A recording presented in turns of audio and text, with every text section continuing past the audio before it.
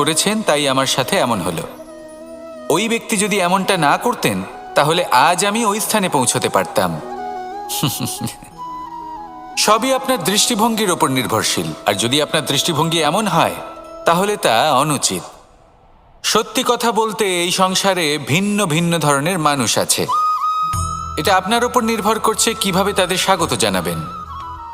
একবার ভাবুন, আমি আমার দুটো হাত সামনে নিয়ে এলাম, দুটো মুঠো খুলে দিলাম। দুই প্রকারের মানুষ আসবেন, কিছু না কিছু দিয়ে যাবেন।